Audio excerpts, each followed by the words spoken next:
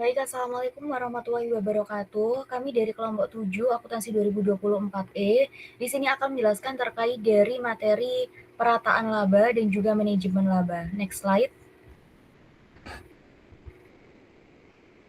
Nah, berikut merupakan anggota dari kelompok kami. Untuk mempersingkat waktu, bisa langsung next slide.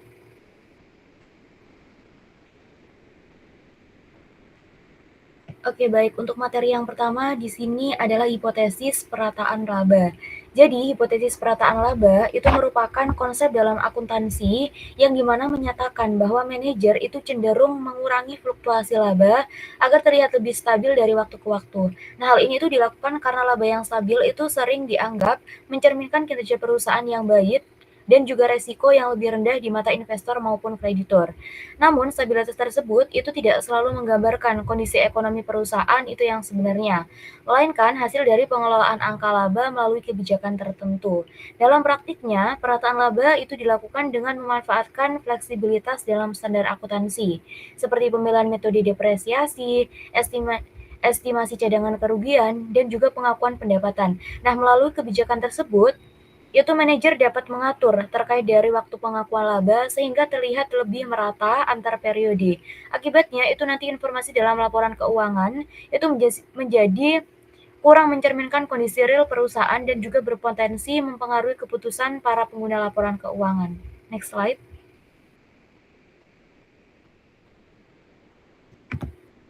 Oke, selanjutnya di sini ada tujuan dari perataan laba. Yang pertama adalah menciptakan persepsi kinerja perusahaan yang stabil di mata investor dan juga kreditur.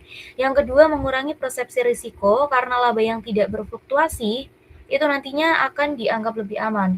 Yang ketiga, meningkatkan kepercayaan pihak eksternal sehingga memudahkan memperoleh investasi atau pinjaman. Yang keempat, memenuhi target internal seperti pencapaian bonus manajemen berbasis laba. Yang kelima, menjaga stabilitas harga saham agar tidak naik turun secara drastis. Yang keenam, memenuhi ekspektasi pasar atau analisis terhadap kinerja perusahaan. Yang terakhir, di sini adalah menghindari pelaporan laba yang terlalu tinggi agar tidak menarik perhatian. Next slide.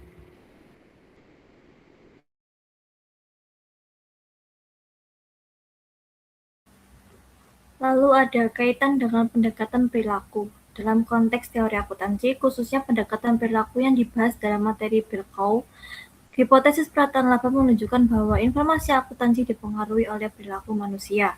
Manajer sebagai penyusun laporan keuangan tidak hanya bertindak sebagai pencatat transaksi, tapi juga sebagai pengambil keputusan. Nah, dalam proses tersebut, manajer akan mempertimbangkan dampak informasi yang disajikan terhadap para pengguna laporan keuangan. Konsep information index itu menjelaskan bahwa manajemen dapat mengubah atau menyusun informasi karena mereka mengantisipasi reaksi dari pihak lain seperti investor, kreditur, dan pihak lainnya. Dengan demikian, laporan keuangan tidak hanya merupakan representasi objektif kondisi perusahaan, tapi juga merupakan hasil dari pertimbangan strategis manajemen.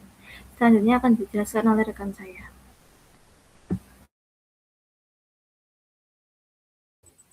Baik, selanjutnya yaitu manajemen laba dalam akuntansi yang bersifat paradigma. Jadi menurut pemikiran Thomas Kahn, itu perkembangan ilmu termasuk akuntansi itu tidak berjalan linear, melainkan melalui berbagai pendekatan, teori yang saling bersaing, dan juga perubahan cara pandang atau paradigma. Nah, paradigma sendiri itu adalah kerangka dasar berpikir yang menentukan bagaimana suatu ilmu dipahami, diteliti, dan digunakan. Di sini paradigma itu menjawab apa yang diteliti dalam akuntansi, bagaimana cara menelitinya, dan tujuannya. Jadi komponen paradigma dalam akuntansi yaitu ada 4.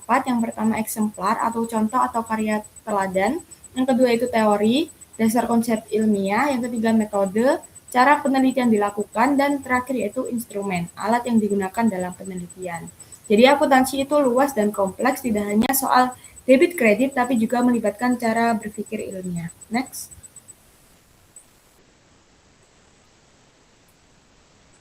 Selanjutnya yaitu bentuk-bentuk manajemen laba. Yang pertama yaitu ada income smoothing atau perataan laba. Di sini definisinya yaitu upaya manajemen untuk membuat laba itu terlihat stabil dari waktu ke waktu. Tujuannya yaitu untuk meningkatkan kepercayaan investor dengan cara mengatur pengakuan laba. Contoh sederhananya yaitu Tahun ini tuh laba sangat tinggi, jadi sebagiannya tuh ditahan agar tidak terlalu mencolok. Nah, tahun berikutnya laba rendah, jadi labanya itu ditambah agar tidak terlalu buruk.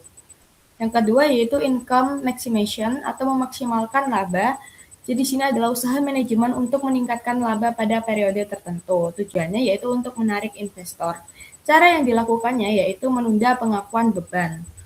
Contohnya yaitu pendapatan yang seharusnya dicatat tahun depan itu dimasukkan ke tahun ini. Jadi biaya yang seharusnya dicatat sekarang itu tuh akan ditunda.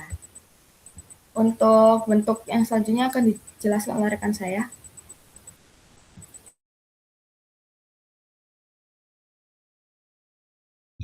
Ya, selanjutnya bentuk manajemen laba yang ketiga atau income minimization, di mana dia itu merupakan kebalikan dari income maximization, yaitu strategi untuk menurunkan laba yang dilaporkan. Jadi praktik ini itu biasanya dilakukan untuk tujuan tertentu, misalnya kayak mengurangi beban pajak, serta menghindari perhatian regulator atau mengurangi tekanan politik. Nah, selain itu, manajemen juga dapat menurunkan laba pada saat kinerja perusahaan itu sangat tinggi untuk menyimpan laba tersebut ke periode berikutnya, sehingga kinerja itu terlihat lebih stabil untuk di masa depan. Untuk materi selanjutnya bisa dilanjutkan oleh rekan saya.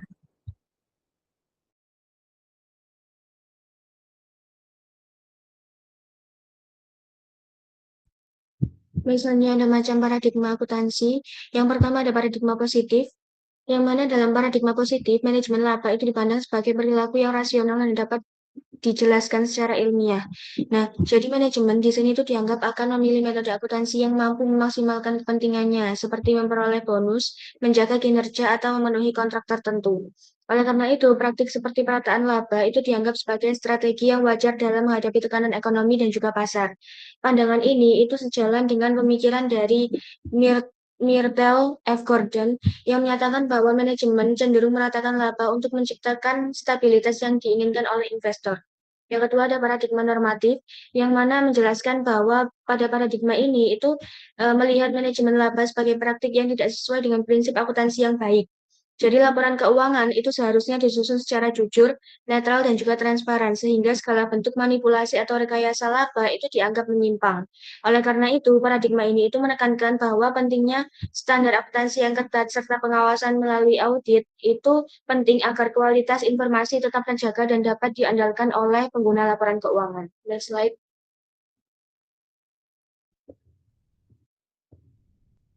Kemudian yang ketiga ada paradigma pragmatik, yang mana paradigma pragmatik di sini itu menilai manajemen laba berdasarkan manfaat informasi yang dihasilkan bagi pengguna laporan keuangan. Nah, jika praktik tersebut mampu membantu investor dalam memprediksi kinerja perusahaan, maka dapat dianggap bermanfaat. Namun sebaliknya, jika praktik ini malah menyesatkan dan menyembunyikan kondisi sebenarnya, maka praktik tersebut menjadi merugikan. Nah, oleh karena itu penilaian ini itu terhadap manajemen laba bersifat relatif tergantung dengan dampak yang akan ditimbulkan terhadap pengambilan keputusannya nanti. Selanjutnya akan dijelaskan oleh rekan saya. Selanjutnya, paradigma kritis. Paradigma kritis memandang manajemen laba itu sebagai alat yang digunakan oleh manajemen untuk mempertahankan kekuasaan dan memengaruhi persepsi pihak eksternal. Nah, praktik ini mencerminkan adanya konflik kepentingan dan ketimpangan informasi antara manajemen dan pemegang saham. Nah, dalam perspektif ini, laporan keuangan itu tidak selalu netral, melainkan dapat menjadi sarana legitimasi untuk mendukung kepentingan pihak tertentu. Next slide.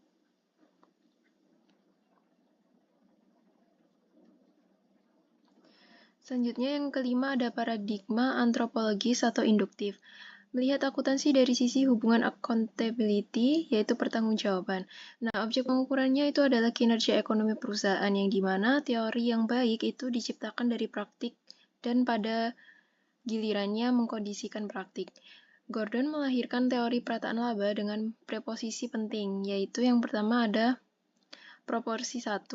Manajemen memilih prinsip akuntansi untuk memaksimalkan utilitasnya. Yang kedua, ada proporsi 2.